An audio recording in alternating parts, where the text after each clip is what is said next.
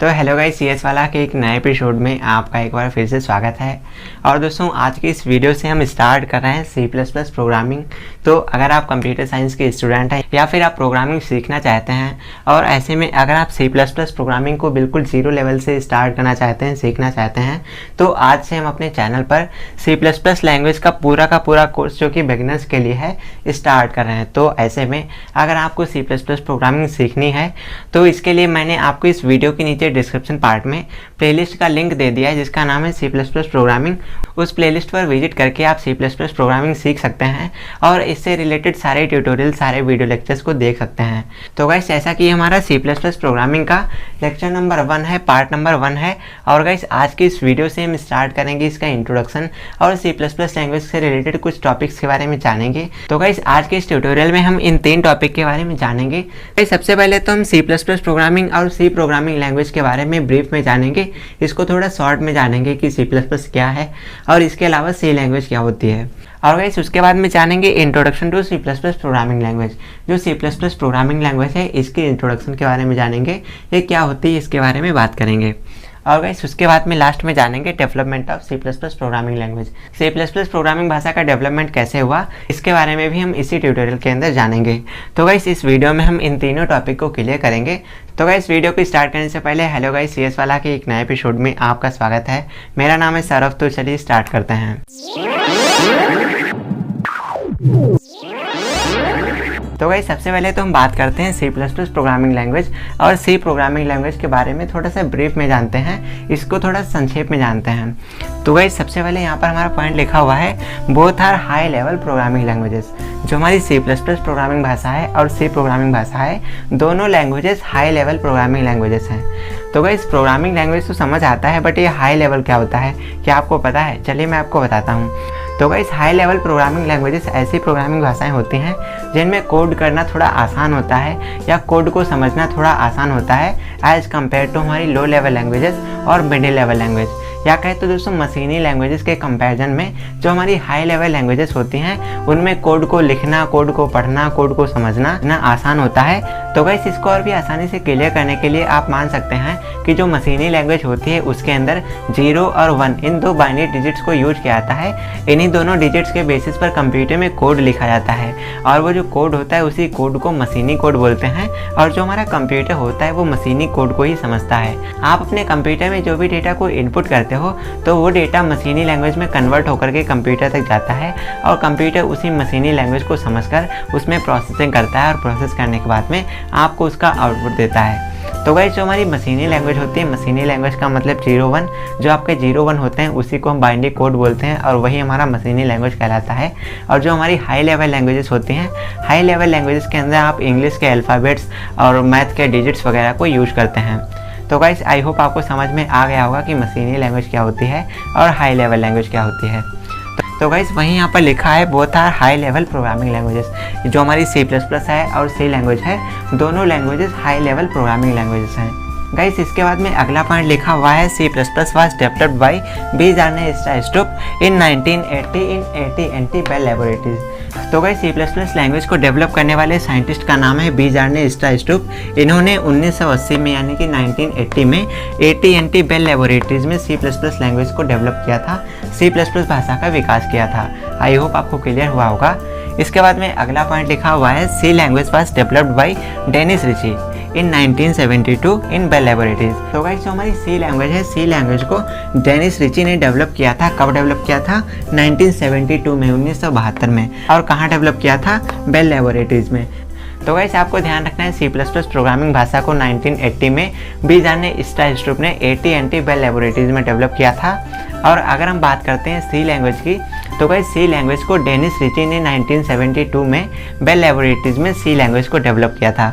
तो आई होप आपको समझ में। अगला पॉइंट लिखा हुआ है C language is a higher और modified version of B programming language. तो गाइस, यहाँ पर लिखा है जो हमारी C लैंग्वेज है ये मॉडिफाइड वर्जन है, या कहें तो ये हायर वर्जन है। किसका हायर वर्जन है? B प्रोग्रामिंग भाषा का। गाइस आपको पता होना चाहिए जो हमारी सी लैंग्वेज है, सी लैंग्वेज से पहले बी प्रोग्रामिंग भाषा हुआ करती थी और उसी बी प्रोग्रामिंग भाषा को एडिट किया गया, उसको मॉडिफाई किया गया या कहें तो उसी को संशोधित किया गया और उससे एक नई भाषा को डेवलप किया गया जिसका नाम था सी। तो हम कह सकते हैं कि बी प्रोग्रामिंग भाषा का अपडेटेड वर्जन है या हायर वर्जन है या मॉडिफाइड वर्जन है हमारी C programming language. I hope आपको समझ में आ गया होगा। इसके बाद में गाइस अगला पॉइंट लिखा है C++ इज अ हायर और modified version of C programming language. तो गाइस जो हमारी C++ प्रोग्रामिंग भाषा है ये भी मॉडिफाइड वर्जन है। अब ये किसका मॉडिफाइड वर्जन है? ये दोस्तों सी लैंग्वेज का मॉडिफाइड वर्जन है। सी लैंग्वेजेस को एडिट करके, सी लैंग्वेज में संशोधन करके, सी लैंग्वेज को मॉडिफाई करके एक नई भाषा को डेवलप किया गया जिसका नाम रखा गया C++ प्रोग्रामिंग भाषा। तो गाइस जो हमारी C++ प्रोग्रामिंग भाषा है इस भाषा के अंदर सी लैंग्वेज के सारे फीचर्स पाए जाते हैं और इसके अलावा इसके अंदर कुछ एक्स्ट्रा ऑर्डिनरी फीचर्स भी पाए जाते हैं। तो गाइस इसीलिए सी लैंग्वेज को मॉडिफाई करने के बाद उसका जो हायर वर्जन आया उसका नाम रखा गया C++। और गाइस जो हमारी C++ प्रोग्रामिंग भाषा है इसका एक और नाम है C विद क्लासेस।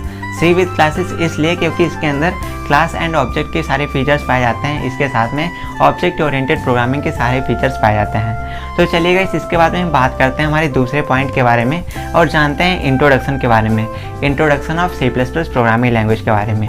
तो चलिए जानते हैं। तो गाइस जैसा कि मैंने आपको बताया जो C++ प्रोग्रामिंग भाषा है इसको 1980 में बी जार्नी-स्ट्रूप ने AT&T बेल लैबोरेटरी में डेवलप किया था। और गाइस जो हमारी C++ प्रोग्रामिंग भाषा है ये मॉडिफाइड वर्जन है या कहें तो ये हायर वर्जन है किसका? सी प्रोग्रामिंग लैंग्वेज का। तो गाइस यहाँ पर पहला पॉइंट लिखा हुआ है C++ is a popular programming language.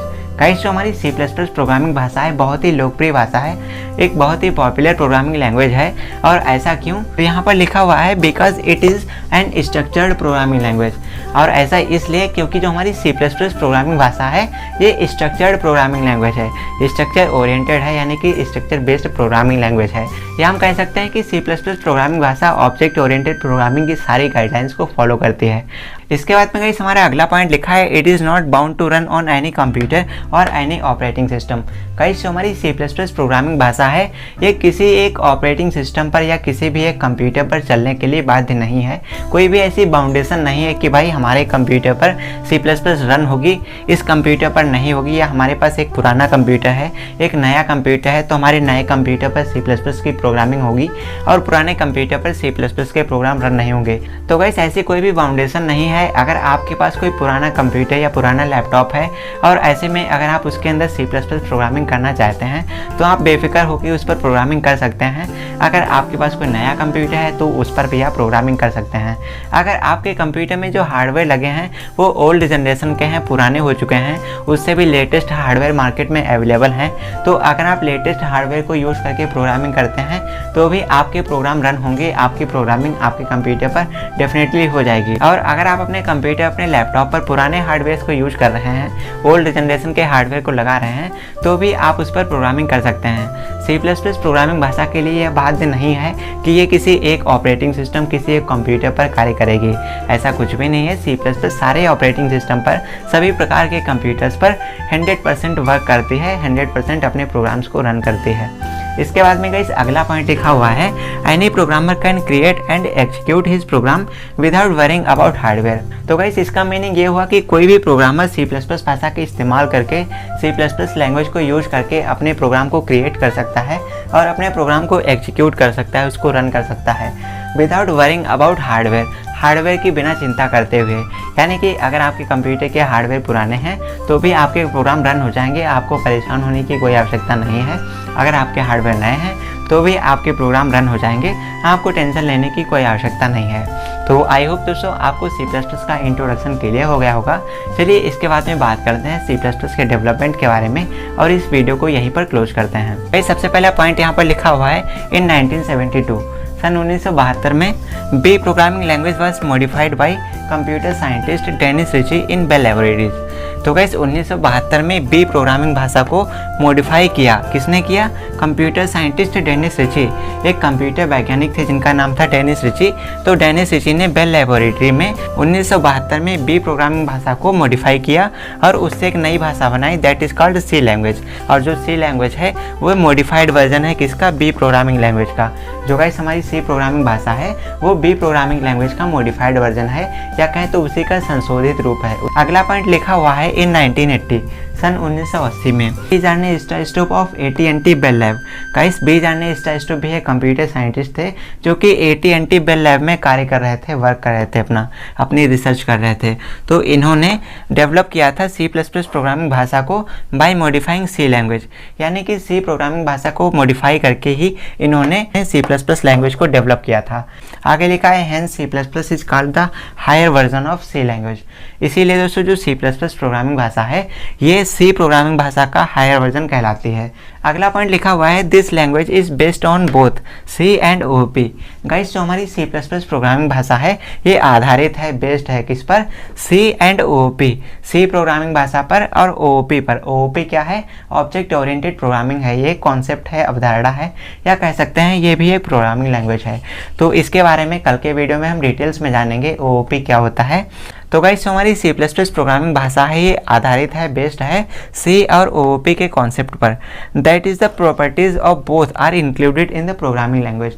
और इस प्रोग्रामिंग भाषा के अंदर C और OOP दोनों की प्रॉपर्टीज पाई जाती हैं, इंक्लूड हैं, इसी में जुड़ी हुई हैं, यानी कि इन दोनों की प्रॉपर्टीज को इंक्लूड करती है C++ प्रोग्रामिंग भाषा। तो आई होप दोस्तों आपको समझ में आ गया होगा। वेल दोस्तों इस वीडियो में बस इतना ही। कल के वीडियो में हम बात करेंगे ऑब्जेक्ट ओरिएंटेड प्रोग्रामिंग क्या होती है, OOP क्या होती है, इसके बारे में डिटेल्स में जानेंगे।